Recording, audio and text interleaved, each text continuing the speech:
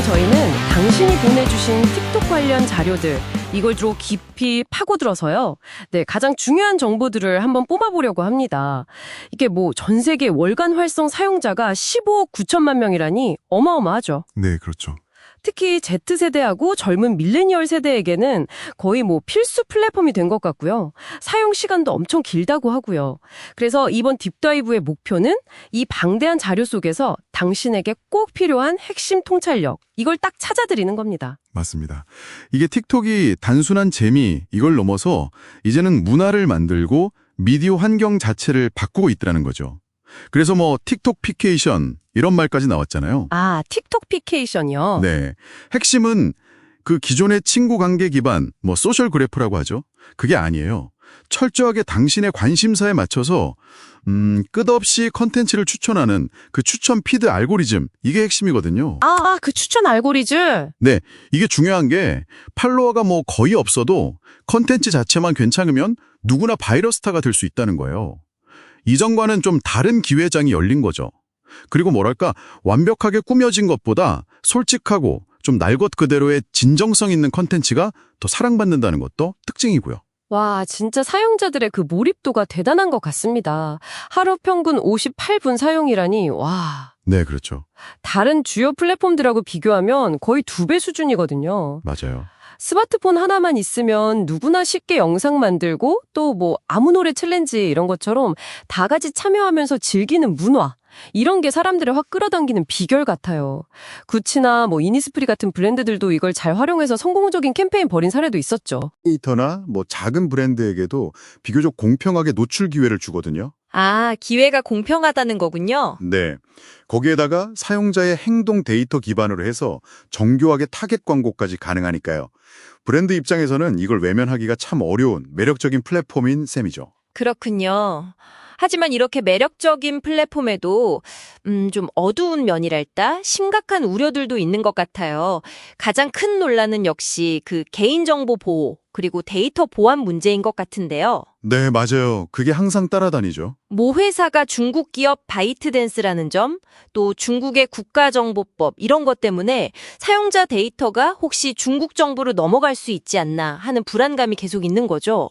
그렇죠. 뭐 IP 주소나 GPS 위치는 물론이고 심지어 생체 정보까지 수집될 수 있다. 뭐 이런 보고도 있었고요. 네. 틱톡 측에서는 그 프로젝트 텍사스라고 해서 미국 사용자 데이터는 미국 내 오라클 서버에 보관하겠다 이렇게 발표는 했지만 그렇죠. 글쎄요, 이게 기술적으로나 운영적으로 정말 완전히 분리가 가능한 건지 좀 의문은 여전히 남아있는 것 같아요. 이게 사실 단순한 걱정거리가 아닌 것이 여러 나라에서 이걸 실제 국가 안보 문제로 보고 있다는 점입니다. 아, 국가 안보 문제로요? 네. 인도가 그 국경 분쟁 이후에 아예 사용을 금지했고요. 아프가니스탄도 그렇죠. 그리고 뭐 미국, EU, 캐나다 같은 여러 서방 국가에서는 정부 기기에서 틱톡 사용하는 걸 금지했어요. 아, 공무원들 못 쓰게 하는 거군요. 네. 그러니까 당신의 데이터가 과연 어떻게 사용될 수 있을지 그 잠재적인 위험성을 한 번쯤 생각해보게 만드는 부분이죠.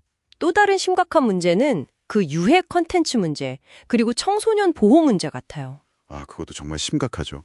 뭐 선생님 때리기, 나 기절 챌린지, 이런 것처럼 정말 위험하거나 좀 비윤리적인 도전들이 유행처럼 번지기도 했잖아요. 네, 끔찍한 일들이 있었죠. 이게 실제 사고로 이어지기도 했고요.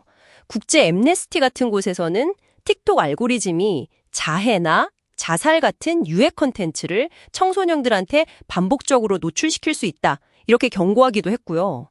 프랑스에서는 관련해서 집단 소송까지 제기됐다고 하더라고요. 네, 결국 이게 틱톡의 그 강력한 알고리즘, 그리고 아주 중독적인 매력, 이것 때문에 생긴 그림자라고 볼 수 있습니다. 심지어 디지털 펜타닐이라는 좀 섬뜩한 비유까지 나올 정도니까요. 디지털 펜타닐이요? 와. 네. 짧고 자극적인 영상에 계속 노출되다 보니까 집중력이나 인지 기능이 떨어지는 팝콘 브레인 현상, 이런 우려도 크고요. 또 잘못된 건강 정보 같은 게 엄청 빠르게 확산되는 그런 통로가 되기도 하고요. 그렇군요. 아, 이런 여러 논란 속에서도 플랫폼은 계속 운영되고 또 수익도 만들어내고 있겠죠. 그럼 틱톡에서 크리에이터들은 어떻게 돈을 벌까요? 네, 그게 또 궁금한 지점이죠. 뭐 조회수 1000회당 한 700원에서 1,400원 정도 주는 크리에이터 리워드 프로그램도 있고, 라이브 방송하면서 시청자들한테 받는 선물도 있고요. 이건 수수료가 한 50% 정도 된다고 하네요. 네, 수수료가 꽤 높죠. 그리고 브랜드 협찬 광고, 이런 게 주요 수입원인 것 같습니다. 틱톡 샵이라는 자취 커머스 기능도 있다는데 이건 아직 한국에는 없고요. 그렇죠, 아직이죠. 근데 여기서 좀 중요한 사실은 대다수 크리에이터의 현실은 그렇게 뭐 넉넉하지 않다는 거예요. 한 조사 보니까 90% 이상이 월 50만 원 미만을 번다고 하더라고요. 정말요? 90%나요? 네, 좀 충격적이죠. 반면에 기업들은 뭐 다양한 광고 상품이나 아니면 사용자 참여를 유도하는 해시태그 챌린지, 또 팬티뷰티나 던킨처럼 유명 인플루언서하고 협업하는 방식, 이런 걸로 틱톡의 그 높은 참여도를 아주 적극적으로 활용하고 있습니다. 마케팅 효과는 분명히 있는 거죠. 아, 기업들 입장에서는 효과가 있다. 네. 다만 크리에이터 입장에서는 그 리워드 프로그램만으로는 사실 생계를 유지하기가 좀 어려우니까요. 뭐 브랜드 협찬에 받는다거나 아니면 다른 플랫폼이랑 연계한다거나 하는 그런 수익 모델 다각화가 꼭 필요해 보입니다. 자, 그럼 이 모든 정보가 당신에게는 어떤 의미일까요?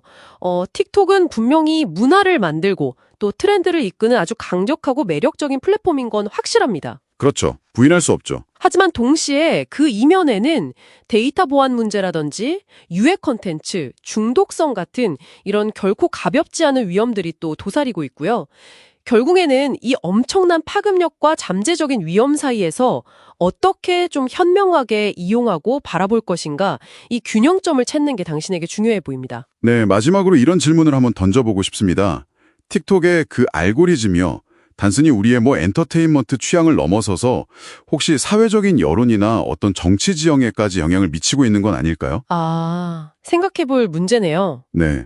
우리가 아직 명확히 인지하지 못하는 그런 방식으로 어쩌면 미래의 사회운동이나 정치적인 담론 형성에 근본적인 변화를 가져올 가능성은 없을지 한번 좀 깊이 생각해볼 가치가 있는 질문이라고 생각합니다.